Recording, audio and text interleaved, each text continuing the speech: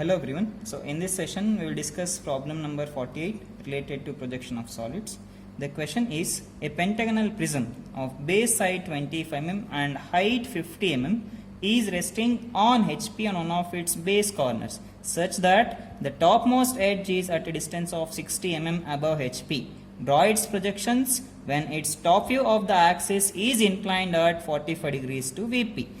Also determine the inclination of the longer edge of the prism to HP which contains the resting corner. Okay, so that is the question that they have given. So in this question, so this is a solids related question. So what type of solid it is? So what do you mean by solid? A solid is a three-dimensional object which will be having all the three parameters, so length, breadth as well as height.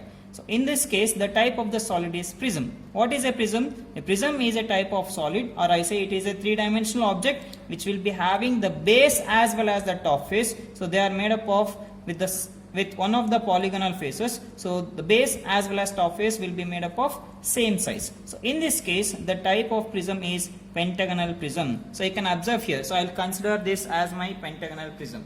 If you can observe here, so the top face as well as the base, so they are made up of pentagon. So these two pentagon, so they will be in equal sizes. And coming to this lateral faces means side faces. Since it is a prism, so we will be having the lateral faces, so they are made up of rectangle. So all the lateral faces will be having it as a rectangle. And coming to the lateral edges, all these lateral edges are standing vertical. So they are vertical to the base. Okay, they are perpendicular to the base. So this is about the pentagonal prism. And the size of the pentagonal prism, so it is 25 mm. The base of the pentagonal prism is 25 mm. It means that the each and every edge length of the pentagon is 25 mm. And the height is nothing but the axis length or the total height of the prism is 50 mm. Okay, so this is about the pentagonal prism dimensions. So now we will solve the problem in three positions. The first position is my normal position. So in this normal position,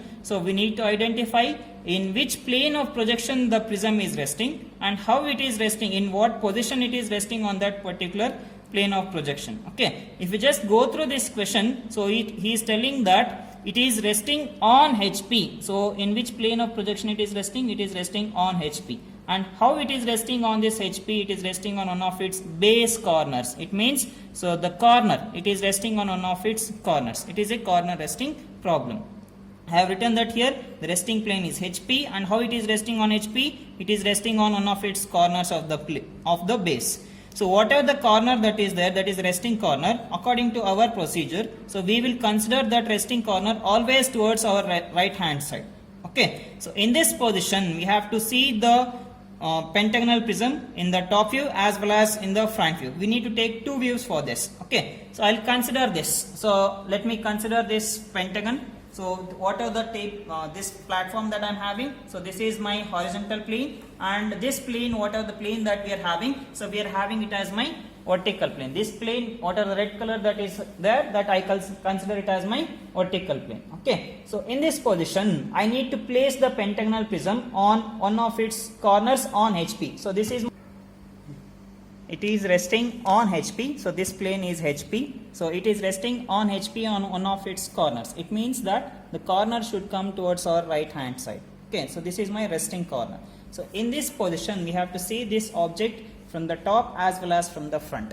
So let us take the top view now. So what shape we will get in the top view? So how it looks like in the top view? It looks like a pentagon. So you can see only the top face of the pentagonal prism. So the base of the pentagon, so pentagonal prism is not visible. Only the top corners of this pentagonal prism is visible to you. So coming to the front view. So how does it look like? In the front view, you can observe, so it looks like a rectangle for us. Okay, so in this front view, so how many lateral edges are visible? So totally you can observe, so we can see three lateral edges. So all the lateral edges are vertical with respect to the base. So this is first lateral edge that is visible to you, this is my second lateral edge, and this is my third lateral edge that is visible to you. Okay, what about the axis? So what is the axis line? A line that is passing through exact center that is the center portion of the cross section. So if I consider the pentagon, the line which passes through the center point of that cross section, so that is called as my axis line. Okay, so let us see that whether that axis line is visible to you or not in the top view as well as in the front view. Okay, so let us go with the construction now. So we have understood, so how does it look like in the top view as well as front view. So that I have written it here, you can observe. So top view it looks like a pentagon and front view it looks like a rectangle. And in the front view, 3 lateral edges are visible and axis line is also visible to you. Okay, so this is my first position, that is my normal position. So let us go with the construction. So here I have considered my grid sheet. So I have considered the grid sheet here. So in this grid sheet, so I have taken one reference line. So this is the line that divides the 2 planes of projection. The portion that is above this line is my vertical plane, and below this line, what are the portion, the page that we are having, that I call it as horizontal plane. So in vertical plane I'll get my front view, in horizontal plane I'll get my top view. So we know that in the top view, so we will get the pentagon, the shape of the prism, we will get it as pentagon. So how that pentagon we have to draw that? So we need to draw it on one of its corners. We need to obtain corner towards my right hand side. For that, what I'll do is, so I'll consider any one point. I'll consider this vertical line. So I'll take one point. So this point is my reference point. So with respect to this particular point, so I'll take the distance of 25 mm because the size of the pentagonal prism is 25. So hence what I'll do is, so I'll consider any one point. With respect to this point, I'll take the distance of 25 mm. You can count the boxes directly, 1, 2 and 2.5. So this is my one edge of the pentagon. So I'll draw this as dark line. Okay. So next is, so we know that the interior angle of pentagon is 108 degrees. So for that, what I need to do, I need to make use of the protractor. So you place your protractor along this vertical line at this starting point. So with this point as my starting point, I need to mark the angle as 108 degrees. So let me take the angle. So this as 0. So let me count 108 degrees. I'll get the point here. Okay. So now I'll change the position of your protractor. So I'll move downwards. So I'll consider this as my reference point. I need to place it on this vertical line. So with this point as 0. So from this point as 0, I need to count 108 degrees again, because the interior angle of pentagon is 108 degrees. I'll consider one point here. So I have got 2 108 degree points now. So let me draw a thin lines passing through that 108 degree point and the 2 corners of the pentagon what you are having. So let me draw this line first. Let me draw it as thin lines, and one more line is here. So 108 degree point. So I'll get here exactly. So this is my another 108 degree line. So once after getting these 2 lines, what I need to do is, so we know that the size of the pentagon is 25 mm. Make use of the compass. Take the distance of 25 mm. So with this distance, so by making use of your compass, so place your needle leg of your compass at this starting point. So with respect to this point, you cut an arc on this 108 degree line. You will get the 3rd corner of the pentagon.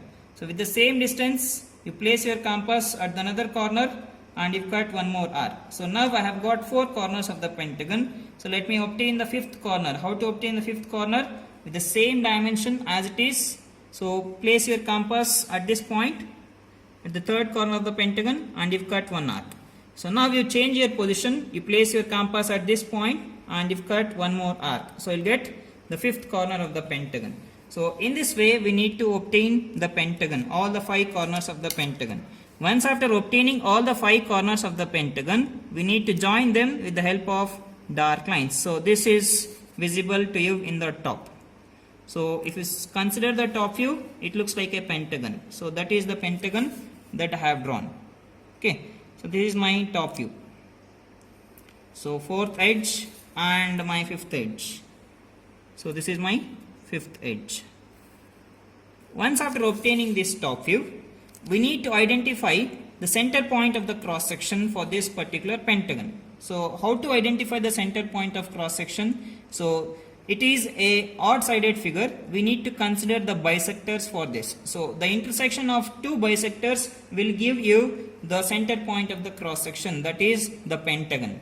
So what is a bisector? So we should know the meaning of a bisector. A line that is drawn from one corner of the pentagon, so whatever the object it might be, so pentagon or heptagon or triangle, so a line that is drawn from one corner of the pentagon, in this case from one corner to exact midpoint of the opposite side. So if I join a line from this corner to midpoint of the opposite side, so that is called as a bisector, which divides the opposite line into two equal arcs. So directly we can take the half of this 25 mm, so otherwise we can take the distance more than half, so and we'll cut the arcs. So in that way also we can obtain the bisector. So here I have considered the value half of that. So total length is 25 mm. So half of that is 12.5. So I'll take the point at a distance of 12.5. This is the 12.5 point distance. So from this point I'll draw a thin line. So this is the bisector. Okay. So next one more bisector I need to consider. So for this edge I'll consider the half of the this 25 mm, this edge length, that is 25. Okay, so I'll get the point here. So I have got the point here. If I measure 12.5 mm. So if I draw one more bisector, so the intersection of these two bisector will give you the center point of the pentagon. You can observe here. So this is your center point of the pentagon. So this point, so through this point you'll be having the axis passing through it. So this I'll call it as axis point. Okay, that is the center point of the cross section. So now let us do the namings. So we have seen that all the top corners are visible. So in that top corner, in this pentagonal prism, you can observe. So all the top corners I'll give the namings without suffix 1. So this point I call it as A, B, C, D and E. So the base corners I'll give the namings with suffix 1. A1, B1, C1 and D1. D1, E1. If you take the top view of this pentagonal prism, I can see only the top corners. But the base corners are not visible to you. Okay. So hence you place all the base corners inside the brackets in the top view. So I'll start doing the namings here. So all the namings we have to do it in the cyclic order. So A of A1, this point is B of B1, so this point is C of C1, so here comes D of D1, so E of E1 we will get it here. Okay, and along with this I'll be having the axis point. The namings are O of O1. So this is about the namings. So what is the size of the pentagon? So it is 25 mm. We need to mention that edge length of the pentagonal prism. The base is 25. So draw the dimension line. With respect to this dimension line, I need to mark the value as 25. This completes the top view. So let us take the front view now. So we know that the front view, it looks like a rectangle. So in order to obtain the front view, we need to take the projections from each and every corner. So from each and every corner we need to take projection lines. So this is my second projection line. So if I take the projection from this B of B1, that also passes through this E of E1. So this is my projection line.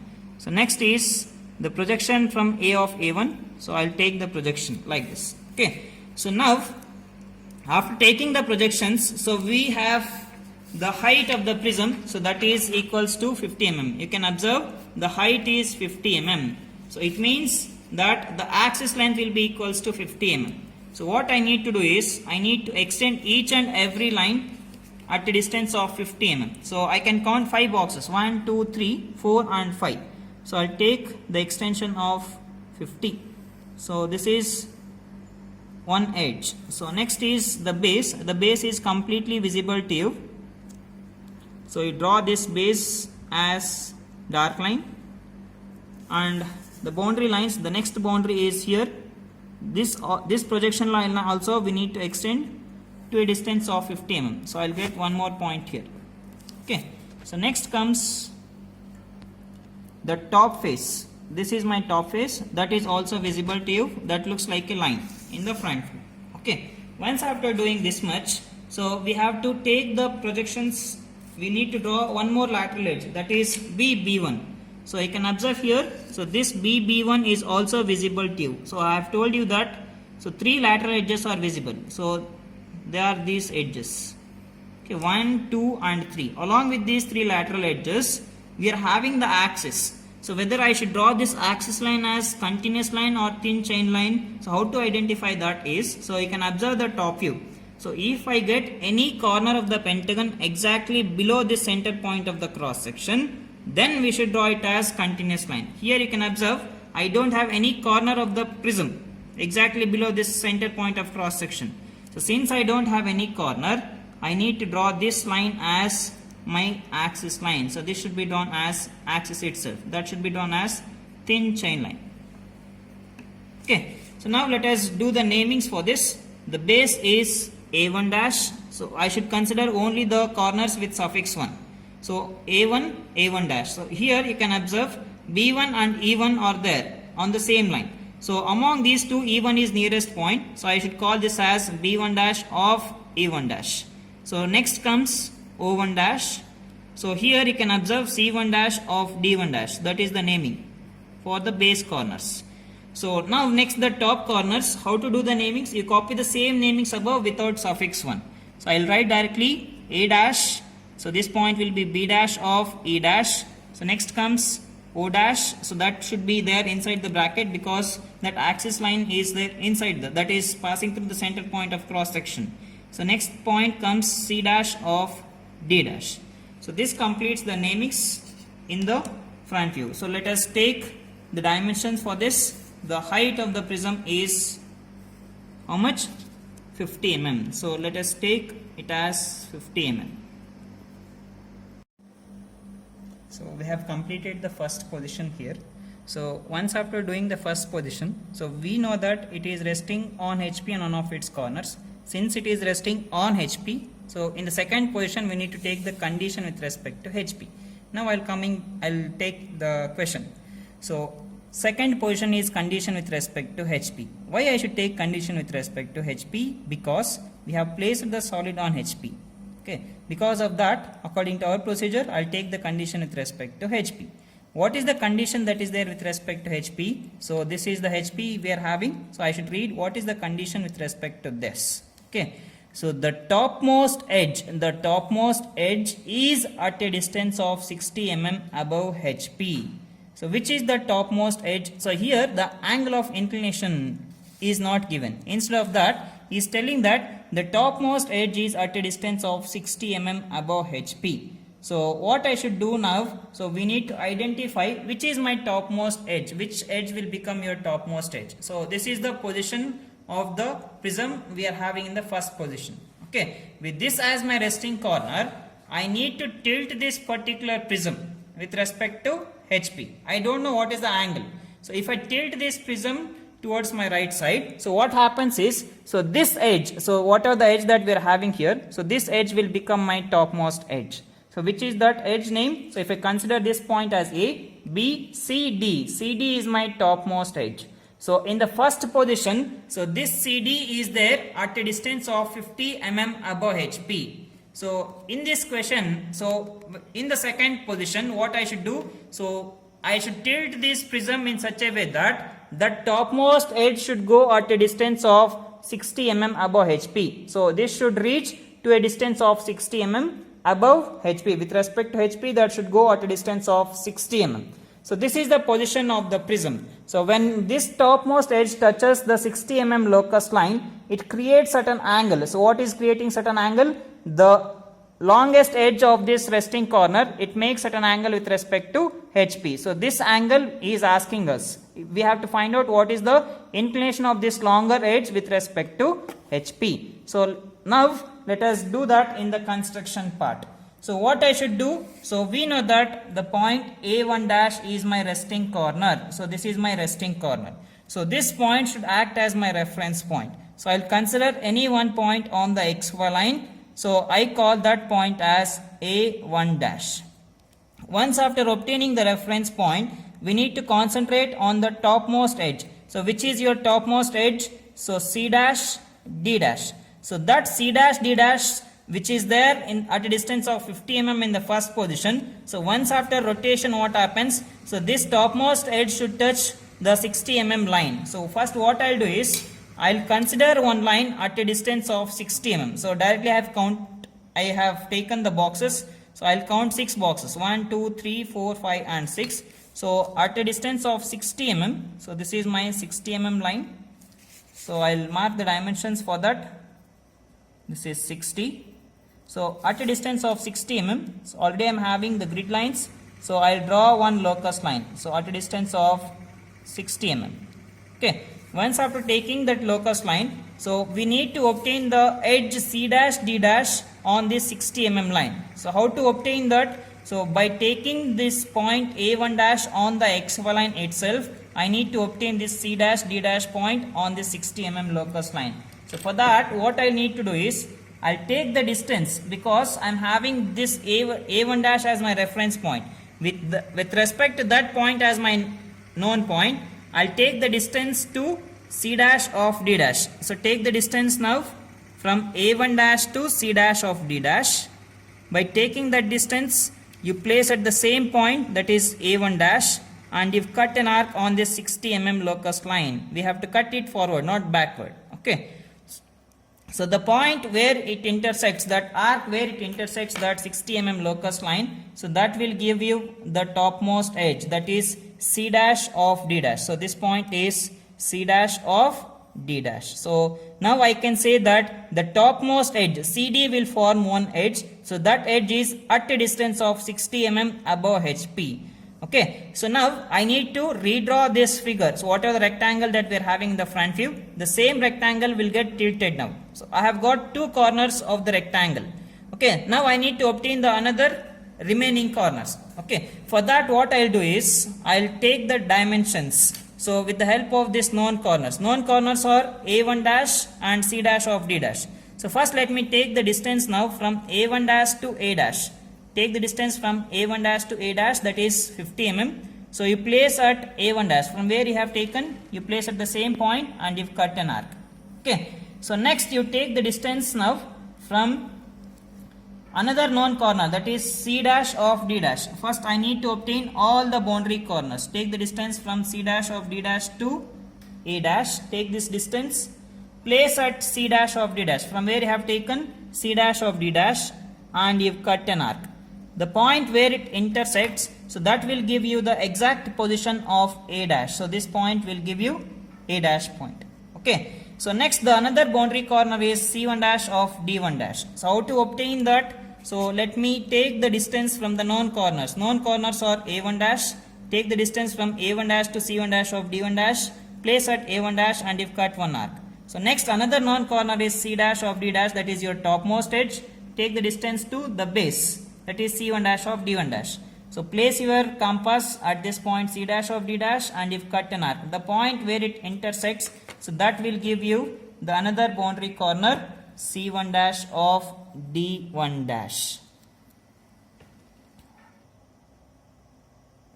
So once after obtaining the boundary corners, so let me draw that rectangle first. So I'll draw all the boundary edges which will give you the rectangle. This is the base edge, this is the boundary edge. So A dash to A1 dash, so this is my longest edge. So next is from this point A dash to C dash of D dash, this is my top face of the prism. And finally the another lateral edge, that is from C dash of D dash to C1 dash of D1 dash. Once after obtaining these boundary edges, so let me take the interior edges.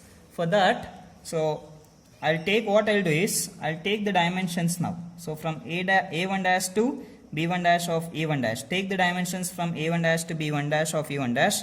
Place at A1 dash and you've cut an arc. Okay. So with the same dimension, you place your compass at point A dash and you've cut an arc. The point where it intersects the top face as well as the base will give you, so the points B dash of B1 dash of E1 dash and B dash of E dash. Okay, once after obtaining these corners, let me obtain the axis corners. So axis points, that is take the distance from A1 dash again, A1 dash to O1 dash. Place your compass at A1 dash and you've cut an arc. With the same dimension, you place your needle leg of the compass at A dash and you've cut an arc. So this will give you O1 dash point as well as O dash point. Okay. Once after obtaining these corners, I need to join them with the help of dark lines. So this is the lateral edge that is visible, and finally the axis you draw it as axis itself, so that should be drawn as thin chain line. So this line should be drawn as thin chain line. So now in this case he is asking us the inclination. So what is the inclination? Determine the inclination of the longer edge of the prism to HP which contains the resting corner. You can observe the resting corner is A1. So this point A1 dash, it is having the longer edge, that is A dash to A1 dash. This is my longer edge. So what is the angle of inclination this longer edge is making with respect to HP? So this is the angle that we are supposed to find out. I call this as my theta. So let us find out that value with the help of the protractor. So place your protractor at point on this XY line, exactly at this point. That is your resting corner. With respect to this point, we need to measure the angle. If you measure the angle, I am getting it as 37 degrees. I am getting this as 37 degrees. Okay, that is the angle of inclination he is asking. This is about your front view. Let us obtain the top view now. How to obtain the top view? We need to take the horizontal projections as well as vertical projections. So I'll take the horizontal projections first. So from each and every corner, we need to take the horizontal projections. So let me take the horizontal projections, draw them as thin lines. So next projection is here. So from E to E of E1, take the projection. So take the projections from this A of A1, so that also passes through point O of O1. Take the projection. So I'll get the points here. Okay. Next comes C of C1. If you extend the projection line, so I'll get the line like this. So finally you take the horizontal projections from this point B of B1. So take the horizontal projection like this. So now comes the vertical projections. Extend the vertical projections from each and every corner. So you take the projections like this. So from each and every corner you take the projections. So you can extend them accordingly. So from B1 dash of E1 dash, if I take projection line, I'll get it like this. So next comes from point A1 dash. So next projection line is from C dash of D dash. Extend the projection line. So take projections from the axis point, top face axis point, that is O dash. You'll get the point here. Next projections is from B dash of E dash. Take the projection line like this. So all these lines has to be exactly vertical. So I'll get final projection line here.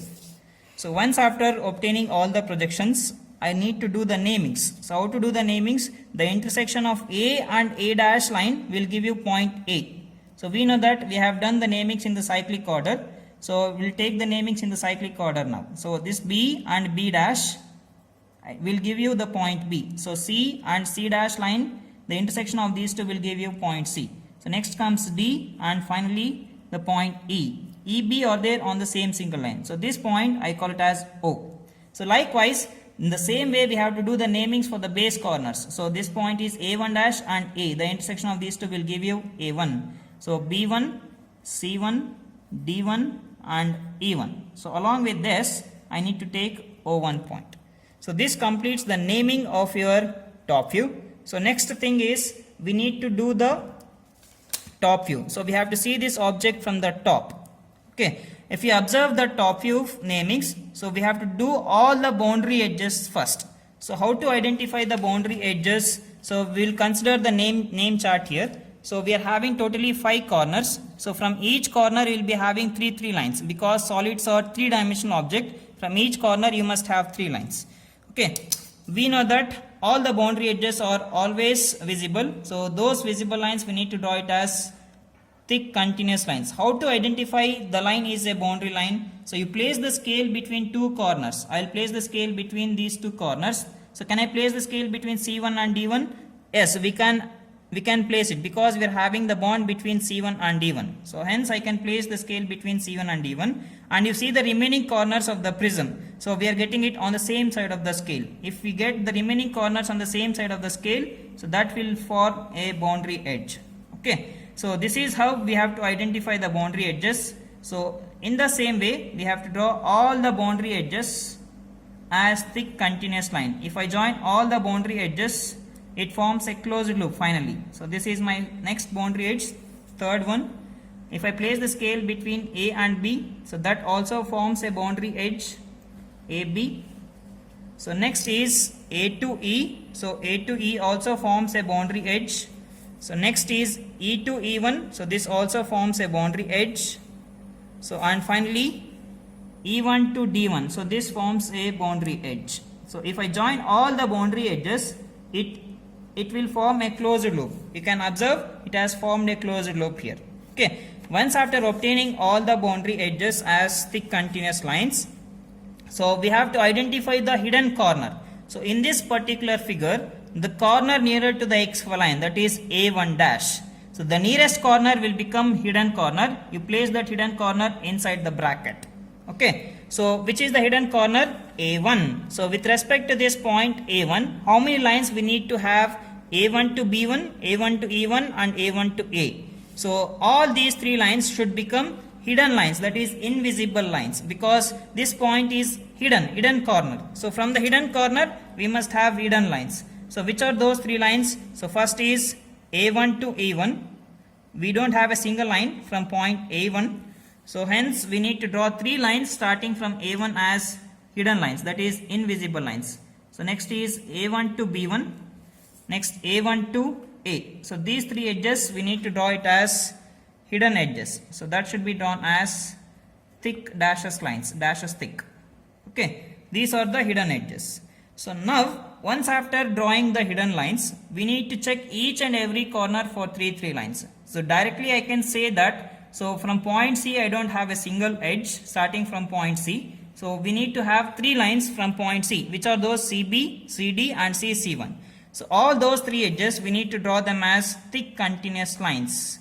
So once after drawing the hidden lines, that is hidden corners, so we need to check each and every corner for three lines. So that condition has to satisfy, because solids are three-dimensional object. From each and every corner we must have three lines.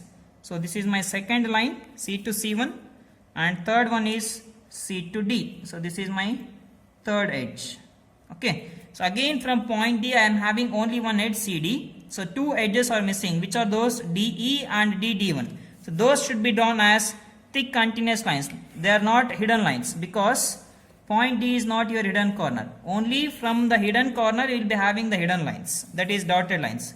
So remaining corners we must have thick continuous lines. The final line that was missing is D to E. You can observe two faces. This is my top face of the pentagonal prism. This is the base of the pentagonal prism. So this corner is hidden. From this corner we are having three dotted lines. Okay. So now I'll draw this line, the center line, as the axis. So I'll draw this line as axis line. So this is my appearing figure. This is the shadow of the prism that I'll get. Okay. So now this completes the second position. We have completed the second position here. So this is my appearing figure. Okay, so let us move to the third position. So this is the condition with respect to HP, second position. So let us take the condition with respect to VP now. So third position is the condition with respect to VP. So what is the condition with respect to VP that is there? So he has given the angle of inclination. Angle of inclination is how much? 45 degrees. What makes an angle of 45 degrees to VP? That we have to see now.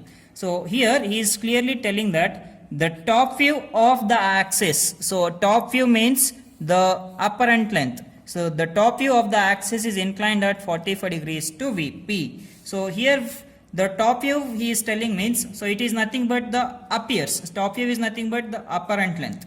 Okay. So if you are having the appears, so we know that always we have to redraw the second position figure. So this figure we need to redraw.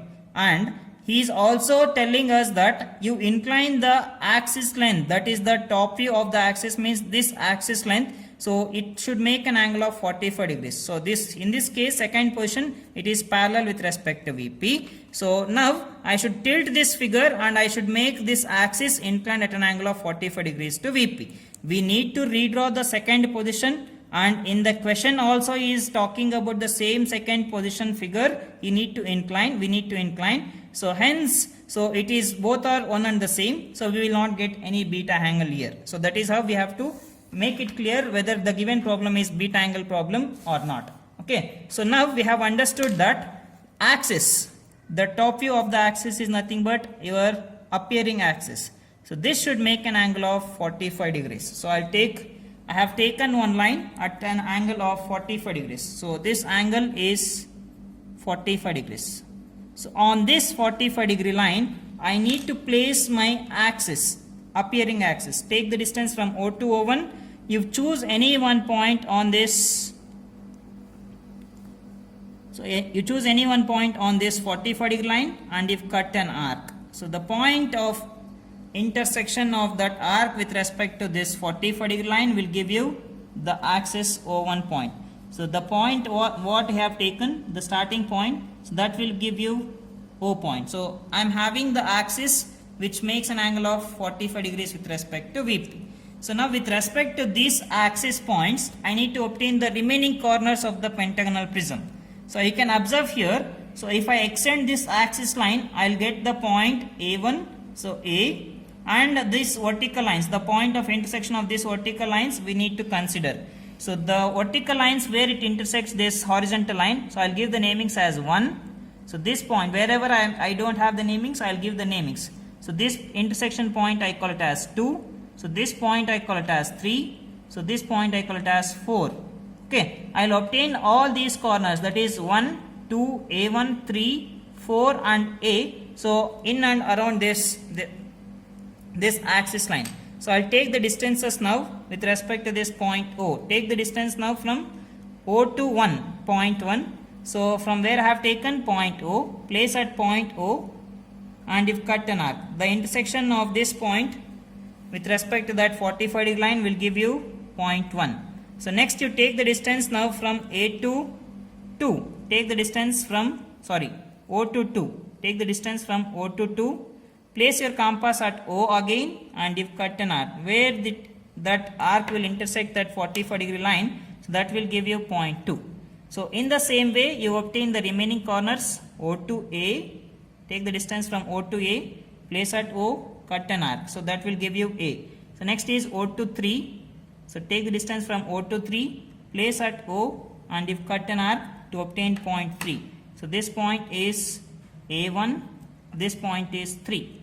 So now I will take the distance from O1 to 4 and O1 to A. Take the distance from O1 to 4, place at O1, I have taken from O1 and if cut an arc to obtain which corner? This point is 4. Okay, next you take the distance from O1 to A. Take the distance from O1 to A. So place at O1 and if cut an arc to obtain which corner? A. So in this way I need to obtain all the corners. Okay. Once after obtaining these corners, we need to see that, so with respect to this point 1, if I draw a perpendicular line with respect to this axis, I will get C1 and D1. They are there on the same line. So likewise, I am having B1, E1 on the same line, CD on the same line, and EB are there on the same line. All these vertical lines are perpendicular with respect to this axis line. Okay. So for that, what I will do is, I will take 90 degrees from those corners. Which are those corners? From point 1, starting from point 1. So place your protractor at point 1 along this 45 degree line and you mark one point, that is 90 degrees. Next you take the position to point 2. So with respect to this point 2, you mark one more 90 degrees. So you take one more 90 degree point. So likewise you take the 90 degrees with respect to 3. So from point 3 you take 90 degrees. And again from point 4 also you take 90 degrees. So I will get one more point here. So with respect to these four corners, I need to draw perpendicular lines. So how to draw the perpendiculars? So with respect to this point 1, I need to draw a line. So that should pass through that 90 degree point. So next you take the projections from 2, take the projections, 90 degree lines. So you draw 90 degree line like that. So next from point 3 and 90 degree point, you draw one more perpendicular line. So I will get the line like this. Okay, next from point 4 also you take one perpendicular line. So I'll get the perpendicular line like this. So once after obtaining these 4 perpendicular lines, what I need to do? I need to obtain the remaining corners. First let me take the distance from 1 to D1. The distance will be same from 1 to C1. So place at 1 and you've cut the arc. So where it will intersect, you just see that. Okay, so the intersection point will give you C1 and D1 with respect to point 1. Next you take the position from point 3. So with the same dimension, you cut 2 arcs above and below that 45 degree line to obtain the point C as well as D. Now you take the distances from point 2 to A1. So the distance will be same from 2 to B1 also. So with that dimension, you place at 2 and you cut 2 arcs above and below that 45 degree line. So with the same distance, you place your compass at point 4 and you cut 2 arcs. So in this way, I will obtain all the corners of the pentagonal prism. So let me do the namings now. This point is A1. So here I will get point B1. This point is C1. This is D1. So next comes E1 point here. So next I am having A. So here point B I will get. So this point is C. So this point is D. And finally I am having point E. So I need to join all these corners as it is what we are having in the second position top view. So if you are having continuous lines, you draw them as continuous lines. If you are having them as hidden lines, you draw them as hidden lines. So let me follow the same procedure. First I will draw all the boundary edges as thick continuous lines. So next E2, E1. So E2A. So this is the boundary lines. If I join all the boundary lines, it forms a closed loop. So A to B. This is one boundary line again. Next B to B1. So B to B1 is next boundary edge. And finally B1 to C1. If I join this, it forms a closed loop. You can observe that here. So it has formed a loop. Once after obtaining the loop, so we know that A1 is my hidden corner. You place that inside the bracket. From the hidden corner, you must have the hidden lines, that is dotted lines. Hidden lines are represented with dashes thick lines. So draw the hidden lines as it is. So this is my hidden line. So third line is A to A1. So A to A1. So this should be drawn as dotted line. So now I need to check the remaining corners for 3 lines. If you consider point C, I don't have a single line. So you draw the 3 lines from point C as thick continuous lines. Which are those? C to D, C to B. C to B is one line that is drawn as continuous line. So next is C to C1. So this is the lateral edge from point C. So 3 edges are there from point C. So likewise, I must have 3 edges from point D also. So which are those? D1 is the lateral edge, and third edge that was missing is D to E. So that should be drawn as dark line, thick continuous line. So in this way we need to redraw the figure.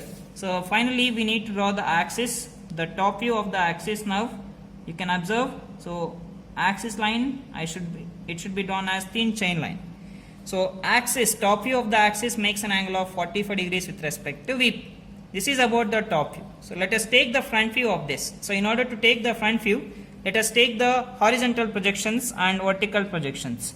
First I will go with the horizontal projections because I will get less number of lines.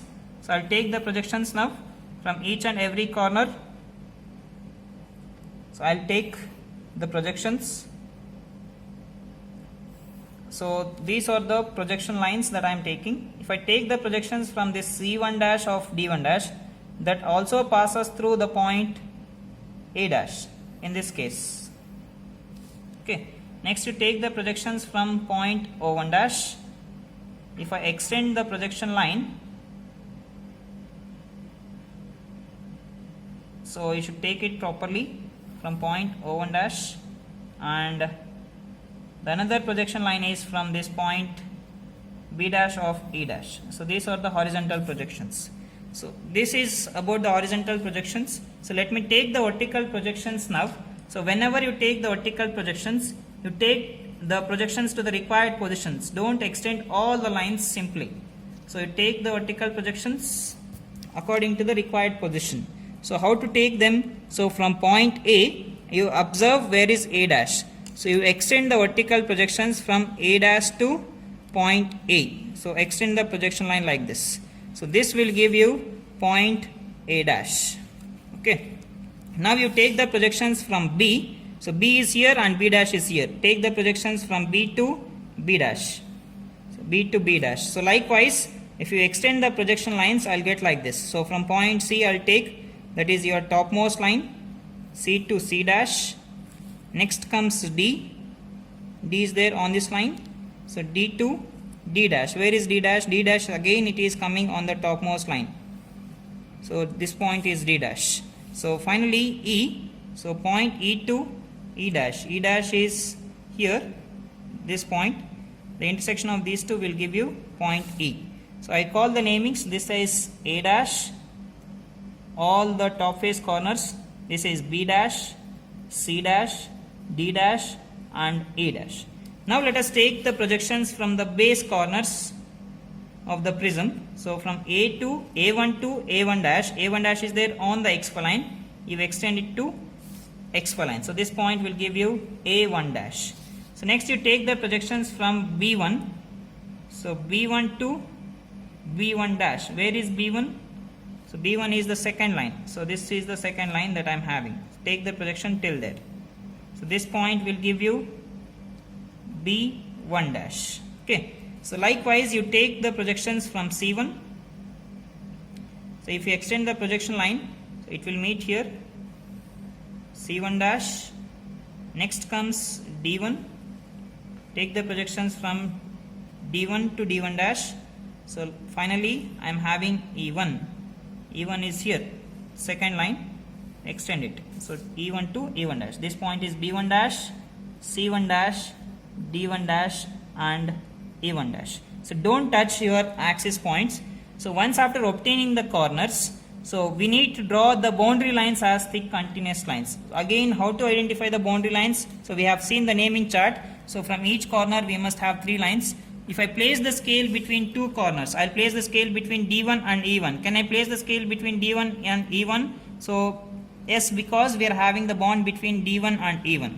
So if you're having the bond, I can place the scale between D1 and E1. If I place the scale between D1 and E1 point, I am getting all the remaining corners on the same side of the scale. If I get all the remaining corners on the same side of the scale, so this line will form a boundary line or boundary edge or border line. That should be drawn as thick continuous line. So next is from E1 dash to A1 dash. This is my boundary edge. So next comes A1 dash to A dash. So this is my boundary edge. You can observe here B dash is also coming above the line. So hence this will form your boundary edge. So next comes A dash to B dash. So this is your boundary edge. So A dash to B dash. This is your boundary edge. Next boundary edge is B dash to C dash. That should be drawn as thick continuous line, because I'll get all the remaining corners on the same side of the scale. So next boundary edge is C dash to D dash. That is your horizontal line. So finally if I join all the boundary edges, it forms a closed loop. You can observe here.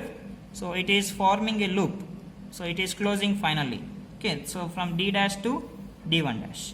So once after obtaining all the boundary edges as thick continuous lines, we need to identify the hidden edges, okay, hidden corners. For that what I'll do is, I'll place the scale. So I'll place the scale on the XY line and I'll roll the scale slowly downwards. The corner which appears first, the corner nearest to the XY line, that is point E. So this point E is coming inside the boundary. If the corner is coming inside the boundary, you consider that as your hidden corner.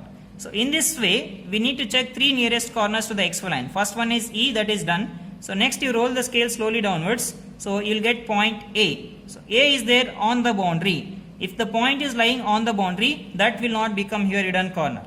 So 2 corners we have checked. The final one is point D. So D is here. And if you take D dash in the front view, so it is there on the boundary. So this also not forms a hidden corner. So only corner that is hidden is E dash. So E dash is your hidden corner. It means that is point E. From point E, how many edges we must have? E to A, E to D and E to E1. So all these 3 edges should become your hidden edges. So that should be drawn as dashes thick lines. You can observe that. So I'll draw 3 dotted lines now. So which are those? D dash to E dash is one hidden edge. Next is E dash to A dash is your next hidden edge. And finally the lateral edge from E dash, that is E dash to E1 dash, that should be drawn as dotted again. So these are the hidden edges that you will get. So once after drawing the hidden edges, so you can observe here, so in the front view the observer will be standing away from the XY line. So he is the observer. So to this observer, if the observer sees this object from the front, so we are having 2 pentagonal faces. Among these 2 pentagonal faces, so the face that is visible to the observer is this face, that is the base of the pentagonal prism. So the corners with suffix 1, that is the base of the prism. So this base is completely visible to the observer in the front view. So hence, so that base we need to draw it with the help of so visible lines that should be drawn with thick continuous lines. So which are those? So A1 to B1, so that should be drawn as thick continuous line. So I need to draw the base pentagon as visible. So B1 dash to C1 dash. So next is C1 dash to D1 dash. So and finally, so we are having D1 dash to E1 dash and E1 dash to A1 dash. So this pentagon is completely visible to you in the front view. Okay. So once after doing this much, we need to check each and every corner for 3 edges. So if you observe this corner C and C1, so we are having the edge that is missing is lateral edge. So that missing edge, we should draw it as thick continuous lines. We can observe only 2 edges are there from point C. The third edge that is missing is C to C1. So that should be drawn as thick continuous line. The missing edges, we must draw them as thick continuous lines. So draw this as edge as thick continuous line. So once after doing this much, so now let us take the projections from the axis point. Take the projections from the axis point O1 to O1 dash. Next is from O to O dash. Where is O dash? O dash is here. Take the projections. So once after obtaining this axis point, you give the namings. This is O1 dash and this point is O dash. You join O to O1 with the help of thin chain line. So that should be drawn as axis line itself. So this is the axis, that is the final line that I have to draw it. Okay. So this completes the solution for problem number 48. Thank you for watching.